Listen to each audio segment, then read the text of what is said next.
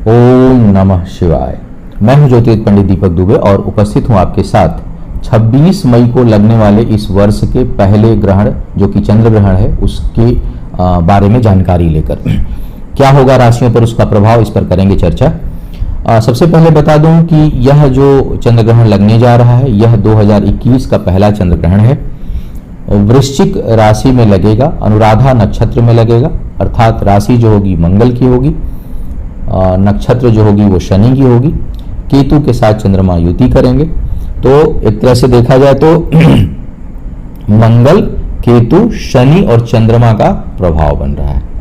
तो यह ग्रहण जन सामान्य के लिए, बीमारी वगैरह तो जो चीजें चल रही हैं वो अपना कम बेसी होती रहेंगी, लेकिन जन सामान्य के लिए अभी भी कोई बहुत राहत देने वाला नहीं होगा।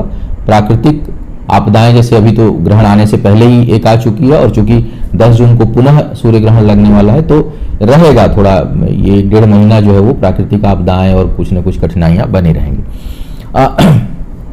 यह ग्रहण भारत में लगभग नहीं दिखाई देगा और पूर्वी भारत के अंतिम छोर पर कहीं कहीं बिल्कुल आंशिक ग्रहण दिखाई दे सकता है, इसलिए लमसम अगर बात किया जाए तो भारत में सूतक मान्य नहीं होगा। ये जो दिखाई देने वाला है ये पूर्वी एशिया, ऑस्ट्रेलिया, उत्तरी दक्षिणी अमेरिका के कुछ भागों में वहां पूर्ण रूप से दिखाई देगा। तो ग्रहण यह पूर्ण है, लेकिन चूंकि भारत में नहीं दिखाई देगा इसलिए भारत में सूतक मान्य नहीं है।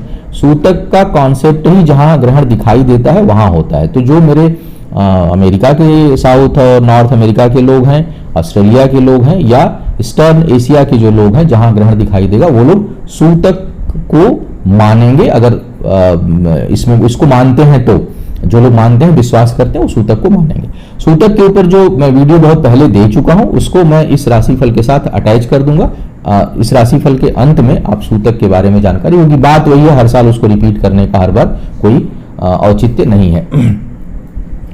चंद्र ग्रहण से संबंधित जो लोग अनुष्ठान कराना चाहते हैं 24 तारीख तक इसकी हम बुकिंग लेंगे, क्योंकि 25 को तैयारी करनी पड़ जाती है और 26 को है ही। इसके साथ साथ सूर्य ग्रहण के लिए भी बुकिंग, सूर्य ग्रहण शनि जयंती की बुकिंग भी आप हमारी साइट से अभी से कर सकते हैं। अब हम बात करेंगे क्या, चूंकि भारत में दिखाई नहीं देगा लेकिन चूंकि यह घटना घटित होगी और युति बनेगी तो राशियों पर प्रभाव पड़ेगा। किस पर पड़ेगा इसको जरूर ध्यान रखें। पहली बात, वृश्चिक, निश्चित ही वृश्चिक वाले अधिक प्रभावित होंगे, उसमें अनुराधा नक्षत्र और अधिक प्रभावित होगी।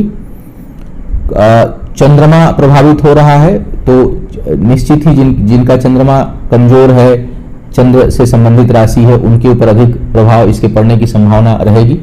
उसके साथ साथ कुंडली में यह अधिक प्रभावशाली तब हो जाएगा जब चंद्रमा, केतु, शनि इत्यादि की दशा, अंतरदशा और प्रत्यंतर दशा चल रही हो। कई बार लोग कहते हैं कि ग्रहण आया, राशिफल दिया, हमको तो कुछ नहीं, बहुत फायदा हुआ। तो भगवान करे सबका फायदा हो, लेकिन वो तभी होता है जब आपकी दशा अंतरदशा किसी और ग्रह की चल रही है, उस समय उस पर्टिकुलर उसके प्रभाव में आप नहीं है। लेकिन अगर आप उस समय चंद्र, केतु, शनि का कहीं कॉम्बिनेशन बन रहा है तो निश्चय ही आपके ऊपर प्रभाव उसका, या आपकी कुंडली के जिस भाव में वह ग्रहण लगेगा वो क्षेत्र प्रभावित हो सकता है। फिर भी दुनिया का कोई भी सिस्टम 100% नहीं है। मैं हमेशा बोलता हूं कि ज्योतिष को आप लोग अलादीन का चिराग मत समझा करिए।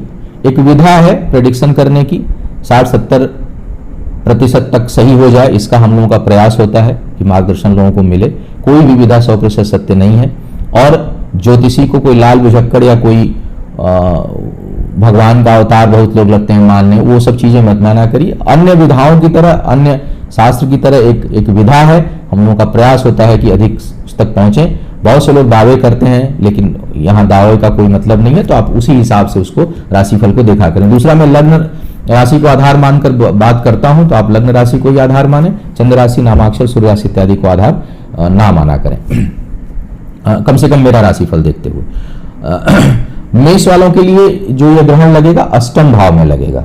सेहत को लेकर के सावधान रहना है। माता की सेहत के लिए भी कुछ समस्या यह ग्रहण उत्पन्न कर सकता है और पारिवारिक सुख में कुछ कमी आने के संकेत जो है आपके लिए यह पर्टिकुलर ग्रहण जो है वो उत्पन्न करेगा। तो थोड़ा सा स्वास्थ्य, माता के स्वास्थ्य और पारिवारिक जीवन को लेकर के आपको सचेत रहना है। जल से दूरी बनाकर रखना है, बहुत गहरे पानी के आसपास नहीं जाना है कम से कम 15 दिनों तक। वृषभ वालों की बात किया जाए, वृषभ वालों के लिए जीवन साथी से संबंधित कुछ समस्या उत्पन्न हो सकती है। जीवन साथी को कष्ट हो सकता है, शारीरिक कष्ट हो सकता है। आने वाले 10-15 दिनों तक किसी, जैसा मैंने साप्ताहिक राशिफल में बोला है कि योग बनेंगे, लेकिन केवल ग्रहण की यदि मैं बात करूं और दशा अंतरदशा चल रही हो, चंद्रमा केतु शनि वगैरह का प्रभाव हो, तो नए अनुबंध से अगले 10 दिनों के लिए, 10-15 दिनों के लिए आपको बचना है। इसके साथ साथ भाई बहन, कोई आपका करीबी मित्र जो है वो, उसको थोड़ा बहुत कष्ट इस समय उत्पन्न हो सकता है। मिथुन वालों के लिए आर्थिक हानि का योग बनाएगा। आपको चाहिए कि कर्ज तो किसी कीमत पर ना लें। शत्रुओं के लिए लेकिन यह मतलब आपके दृष्टिकोण से लाभकारी, यानी शत्रुओं की हानि होगी। स्वास्थ्य इत्यादि से जिनकी समस्या चल रही थी उनको थोड़ी राहत मिलने की संभावना यह ग्रहण आपके लिए बनाएगा। तो कुछ मामलों में शुभ है, लेकिन लाभ में कठिनाई और कर्ज लेने से आपको बचना चाहिए। कर्क वालों की बात करते हैं। कर्क वालों के लिए यह ग्रहण पंचम भाव में लगेगा। संतान को लेकर के थोड़ी जो है वो कठिनाई का योग आपके लिए बन रहा है। मानसिक उद्विग्नता रहेगी, निर्णय शक्ति थोड़ी कमजोर होगी, इसलिए कोई भी बड़ा निर्णय कुछ समय के लिए टाल दें। जन्म कुंडली में भी अगर चंद्रमा आपका कमजोर है तो पानी का सेवन अधिक करें और भगवान शिव की आराधना करें। बाकी चंद्र ग्रहण से संबंधित सूतक और कुछ उपचार वगैरह होगा तो वो हम इस राशिफल के उसके लास्ट में बताएंगे। लेकिन आपको जरूर चाहिए कि क्योंकि मन अशांत हो सकता है, कुछ गलत निर्णय आप ले सकते हैं ऐसे में, और अगर जन्म कुंडली में भी चंद्रमा कमजोर है तो निश्चय ही यह अधिक प्रभावित करेगा आपको। तो पानी अधिक पीजिएगा, सामान्य सा उपचार है, और भगवान शिव की आराधना करिएगा। सिंह वालों की बात किया जाए, सिंह वालों के लिए अगर देखा जाए तो यह ग्रहण आपके चतुर्थ भाव में लग रहा है। पारिवारिक जीवन में कुछ कठिनाई, माता के सेहत के लिए समस्या, अनावश्यक का धन खर्च और घर में धन हानि का योग यह ग्रहण जो है आपके लिए उत्पन्न करेगा। यात्राओं से आपको बचना चाहिए। कन्या वालों की बात किया जाए, कन्या वालों के लिए तीसरे भाव में लग रहा है। दूसरों के प्रभाव में आकर अपनी हानि करा सकते हैं आप। करीबी लोगों से कहीं वाद विवाद या धोखा मिलने का योग बनेगा। पराक्रम थोड़ा सा कम होगा, आत्मविश्वास थोड़ा कभी कभी जो है वो डिग सकता है, कमजोर पड़ सकता है, तो उसको आप बनाए रखिएगा, घबराइएगा नहीं। और कम से कम ग्रहण से एक दिन पहले और एक दिन बाद, क्योंकि उस दिन ज्यादा इम्पैक्ट रहता है, कोई भी बड़ा निर्णय और बिना वजह के वाद विवादों से आप दूर रहें और भावुकता में आकर के कोई निर्णय आप ना लें। आय आपकी थोड़ी प्रभावित हो सकती है और इनकम में कुछ फ्लक्चुएशन आपको देखने को मिल सकता है। बहुत से लोगों के लिए बड़े भाई के लिए कुछ कठिनाई उत्पन्न यह ग्रहण कर सकता है, जिनके बड़े भाई हों। तुला की बात किया जाए, तुला वालों के लिए यह दूसरे भाव में ग्रहण लग रहा है। धन हानि का प्रबल योग बनेगा। आपको धन आर्थिक मामलों में बहुत सोच समझकर आपको निर्णय लेना है। पिता के लिए थोड़ा सा यह कष्टकारी हो सकता है और मान सम्मान में ठेस पहुंच सकती है आपके लिए। तो इन चीजों पर आपको ध्यान रखते हुए आगे बढ़ना है। वृश्चिक वालों की अगर बात किया जाए तो मन अशांत होगा, क्योंकि चंद्रमा नीच राशि के हो जाते हैं वृश्चिक में। हालांकि भाग्येश हैं, लेकिन भाग्येश होकर के भी नीच राशि में होंगे, ग्रहण योग में होंगे।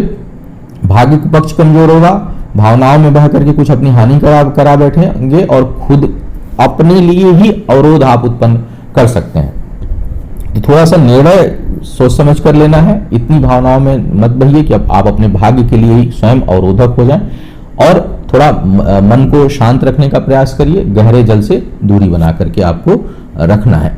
धनु वालों के लिए देखा जाए तो यह ग्रहण जो है वो द्वादश भाव में लग रहा है। चंद्र केतु की द्वादश भाव में हो रही है। कुछ अधिक धन खर्च होने की संभावना बनेगी। स्वास्थ्य के लिए ठीक है, स्वास्थ्य में आपको बहुत परेशानी नहीं आएगी। यात्राएं हो सकती हैं, यात्राएं थोड़ी कष्टकारी हो सकती हैं, यात्राओं में कुछ तकलीफ आपको मिल सकती है, लेकिन बहुत अधिक यह नुकसान ग्रहण नहीं करने वाला है। और औषधि और दूसरों की मदद करने में आपका धन जो है वो खर्च होता हुआ दिखाई दे रहा है। मकर वालों के लिए अगर मैं बात करूं तो यह आपके आय के लिए कुछ बाधा उत्पन्न करेगा। साझेदारों से मनमुटाव या साझेदारी में विघ्न उत्पन्न हो सकता है, या साझेदारी टूट सकती है वैचारिक मतभेद के कारण, तो वहां आपको बचना है। जीवन साथी के ऊपर भी कुछ धन खर्च आपका हो सकता है, चाहे उनको सेहत से रिलेटेड हो या उसके जो है वो किसी काम या कार्य व्यापार को लेकर के हो, लेकिन यह ग्रहण बहुत नकारात्मक प्रभाव आपको नहीं देने वाला है। कुंभ वालों की यदि बात किया जाए तो यह दशम भाव पर ग्रहण लग रहा है। पिता को लेकर के थोड़ा सावधान रहना होगा, पिता की सेहत से संबंधित कुछ समस्या उत्पन्न हो सकती है। दूसरा, दूसरों को धन देने से आपको 10-15 दिन बचना चाहिए, अन्यथा वो धन जो है वो डूब सकता है। और आपके लिए वो जो है वो बेकार हो जाएगा। तो भावनात्मक रूप से बह करके किसी को बहुत अधिक आर्थिक मदद नहीं करनी है, ना ही कर्ज के रूप में किसी को पैसा देना, अन्यथा यह पैसा आपका डूब सकता है। इस मामले में आपको सतर्कता रखनी होगी। मीन वालों की बात किया जाए, भाग्य पक्ष थोड़ा कमजोर करेगा यह ग्रहण आपके लिए। इसके साथ साथ संतान के साथ कुछ मानसिक तनाव और बौद्धिक क्षमता में कुछ कमजोरी, आत्मबल में कुछ कमजोरी आप महसूस करेंगे। कोई भी बड़ा और बहुत ऐसा कोई निर्णय जो आपके जीवन में यू टर्न लाए, उस प्रकार का निर्णय आपको नहीं लेना है, उससे आपको बचने की सलाह दी जाती है। अब इसके आगे मैं वीडियो अटैच कर दूंगा, जो सूतक में क्या करें क्या ना करें उसको आप देखिएगा। और पुनः एक बार कहूंगा कि जो महिलाएं गर्भवती हैं या जो लोग बीमार हैं, वो सूतक के प्रभाव उनके लिए लागू नहीं होता। छोटे बच्चे हैं, बीमार हैं, वृद्ध हैं, गर्भवती महिलाएं हैं, तो आप जो है वो सामान्य चीजों को अपना करते हुए दवा, पानी, भोजन, क्योंकि बहुत लोग आजकल एक पता नहीं किसने ये कॉन्सेप्ट चला दिया है कि अगर ग्रहण लगे तो सोना नहीं है। इतने फोन और मैसेज आते हैं कि सो जाऊं कि नहीं सो जाऊं। भैया खूब अच्छी, बल्कि सो जाइए आप, ग्रहण लगने से पहले आप सो जाइए, ताकि आप जब तक ग्रहण का प्रभाव रहे आराम से आप सोइए, फिर उठ करके जो भी आपको पूजा पाठ दान ज्ञान करना है करिए। जागना उन्हें होता है जो कोई अनुष्ठान करते हैं, कोई पूजा रखे हुए हैं। तो सोना तो बल्कि सबसे अच्छा है, क्योंकि आप सो गए तो ना भूख लगेगी, ना प्यास लगेगी, ना टॉयलेट जाना होगा, तो अपना शांति से सो जाइए, अगर रात के समय आपका टाइम सोने का है तो। लेकिन बहुत लोगों के फोन आते हैं कि मना कर रहे हैं लोग घर वाले सोना, पता नहीं किसने इस कॉन्सेप्ट को चला दिया, मुझे नहीं पता कि इतना पॉपुलर हो गया है। तो आपको बढ़िया नींद लेनी है, चिंता नहीं करना है, अगर बीमार है दवा इत्यादि लेना है, वो समय पर लेना है। खान पान का कुछ परहेज है, वो सूतक के हिसाब से जो मैं उस पर बात करूंगा उसको आप देख लीजिएगा। लेकिन अस्वस्थ हैं, गर्भवती हैं, बच्चे हैं, वृद्ध हैं, उनको सामान्य अपना जीवनचर्या रखनी है, पैनिक नहीं होना है। तो यह था चंद्रग्रहण के ऊपर, चंद्रग्रहण का राशियों के ऊपर पड़ने वाला प्रभाव। उम्मीद है आपको मार्गदर्शन मिला होगा। आपका आने वाला समय शुभ हो, आयु, आरोग्य और ऐश्वर्य की वृद्धि हो। इन्हीं शुभकामनाओं के साथ आपसे विदा लूंगा। पुनः मुलाकात होगी किसी नए विषय पर, तब तक के लिए मुझे आज्ञा दें। ओम नमः शिवाय।